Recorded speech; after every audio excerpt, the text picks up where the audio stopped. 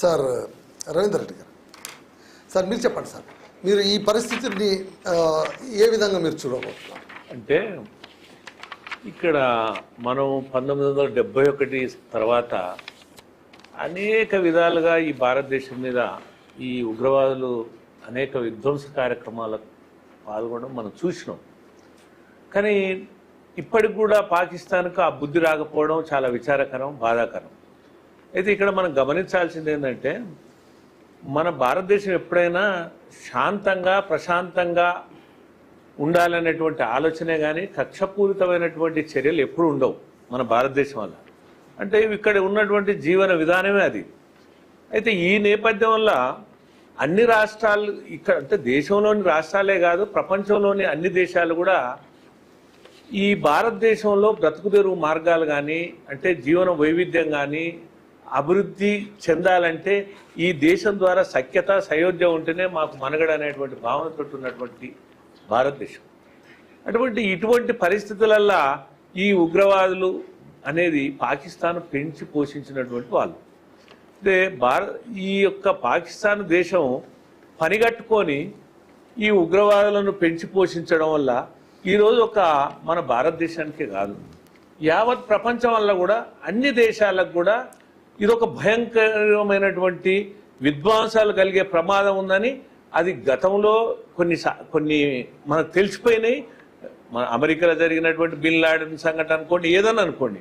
కానీ ఇప్పుడు ప్రపంచ దేశాలన్నీ కూడా భారతదేశం వైపు చూస్తున్నాయి. ఎందుకు చూస్తున్నాయి అంటే రెండు రకాలుగా ఆలోచన చేస్తున్నాయి.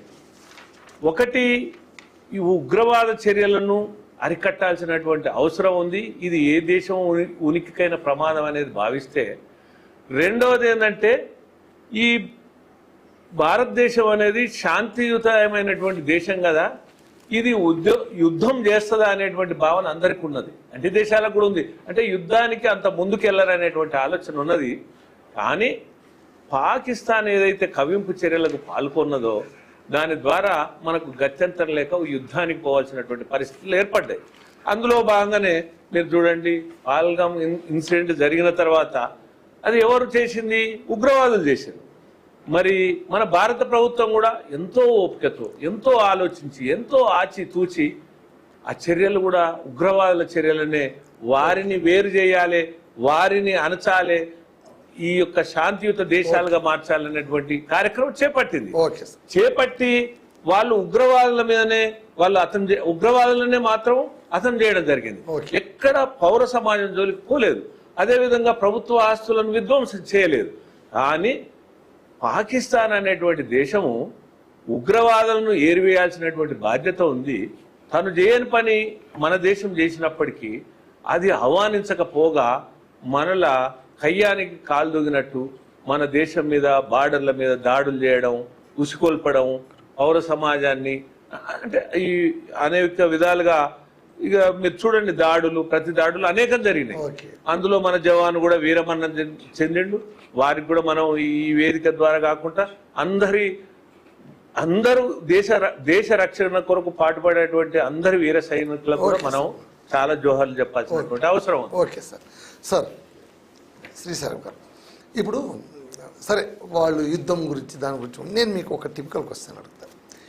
యుద్ధం జరుగుతున్న వాతావరణంలోనే, పరస్పర దాడులు జరుగుతున్న సమయంలోనే భారత్ ఒక స్టేట్మెంట్ ఇచ్చింది, జమ్మూ కాశ్మీర్తో పాటు పలు ప్రాంతాల్లో పాక్ కాల్పుల విరమణను ఉల్లంఘించింది అని. అంటే ఇది చెప్పడం ద్వారా అంతర్జాతీయ స్థాయిలోన వీళ్ళు ఇలా చేస్తున్నారని చెప్పి మనం చేయడమా ఏంటి? 1947 సంవత్సరం నుండి ఈ రోజు వరకు పాకిస్తాన్ కాల్పులకు పాల్పడని ఒక 24 గంటలు ఏ రోజు లేదు. ఎందుకంటేనంటే మనము అభివృద్ధిని కోరుకున్నాం, వాళ్ళు అధోగతిని కోరుకున్నారు. ఈ బార్డర్లోనే కాదు, ఇప్పుడు line of control, actual line of control and international borders, 3 రకాలుగా మన బార్డర్ అనేది డివైడ్ జరుగుతుంది.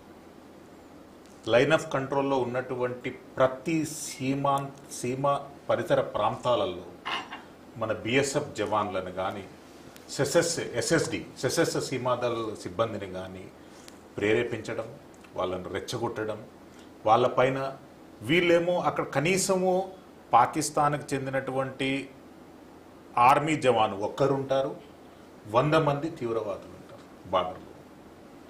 ఎందుకంటారంటే అక్కడ ఉన్నటువంటి ప్రజలు, ఆర్మీ జవాన్లు వాళ్ళను తీవ్రవాదులను తయారు చేసేటటువంటి ఒక ఫ్యాక్టరీ లాగానే ఉన్నారు. వాళ్ళ మైండ్ సెట్ను మార్చేసి ఈరోజు చూడండి, అక్కడ తీవ్రవాదుల దాడిపైన జరిగినప్పుడు ఇండియన్ ముజాహిద్దీన్ హెడ్ క్వార్టర్ అది, ప్రపంచం కూడా దాన్ని ప్రొబిట్ చేసింది. దానిపైన మనం డ్రోన్ అటాక్ చేస్తే అందులో కొంతమంది కుక్కలు చచ్చిపోతే పాక్ ఆర్మీ చీఫ్ కమాండర్స్ అంతా సెల్యూట్ చేశారు. మరి దాన్ని ఏమనాలి చెప్పండి, దారుణం ఏమనాలి చెప్పండి.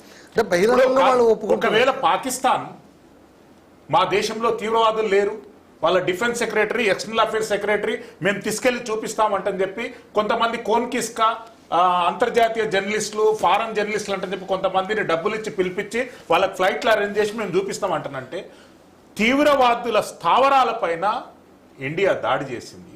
అందులో చచ్చిపోయినటువంటి తీవ్రవాదులను మీరు గుర్తిస్తే మీరు అంతర్జాతీయ క్రిమినల్స్ అవుతారు.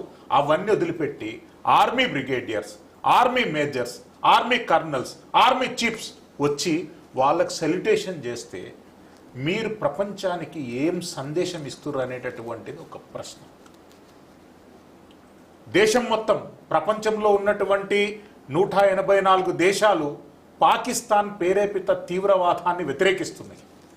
ఆ సందర్భంలో ఇండియా చాకచక్యంగా మేము ఏ పాయింట్లో దాడి చేసినాం, ఎందుకు దాడి చేసినాం, దాని శాటిలైట్ ఇమేజ్, జాగ్రఫికల్ ఇమేజ్, దాని చరిత్ర, దాని ఇంటెలిజెన్స్ రిపోర్ట్, దాంట్లో ఉన్నటువంటి ఇన్పుట్స్తో దాడి చేసినటువంటి గంట సేపట్లో ప్రపంచానికి చెప్పుతే చచ్చిపోయిన వాళ్ళను నువ్వు గుర్తించడమే తప్పు. నువ్వు వచ్చి నీ ఆర్మీ అధికారిక లాంఛనాలతో వాళ్లకు దహన సంస్కారాలు చేస్తే నువ్వు ప్రపంచానికి ఏ మెసేజ్ ఇవ్వాలనుకుంటున్నావు అనేటటువంటిది ప్రశ్న. అక్కడ పాకిస్తాన్లో వాళ్ళు చాలా తెలివిగా వాడుతున్నారు. కశ్మీర్ ప్రజలు ఇప్పుడైనా వాళ్ళు కొద్దిగా అవగాహన తెచ్చుకోవాలి. వాళ్ళు దాడి చేసింది కశ్మీర్ వాళ్ళను, వాళ్ళను ఉపయోగించింది కశ్మీర్ వాళ్ళను. ఇప్పుడు ఇండో పాక్ టెన్షన్ వస్తే కూడా మిజైల్స్ దాడి చేసింది కూడా 99% కశ్మీర్ ప్రాంత వాసులనే. జమ్మూ కాశ్మీర్ కానివ్వండి, మీకు అక్కడ ఉన్నటువంటి పాక్ ఆక్రమిత కాశ్మీర్కు 7 ప్రొవిన్సెస్కు అందుబాటులో ఉన్నటువంటి ప్రతి బార్డర్లో కూడా 1000 మిజైల్స్ దాడి చేశారు. అధికారికంగా 16 మంది మన భారత పౌరులు చనిపోయారు, 3 సోల్జర్స్ చనిపోయారు. అందులో ఎస్ఎస్డికి చెందినటువంటి ఒక వీర జవాన్ కూడా మృతి చెందాడు. మన తెలుగు రాష్ట్రాల నుండి మురళీ నాయక్ కూడా మరణించడం జరిగింది. అతనికి, అతని కుటుంబానికి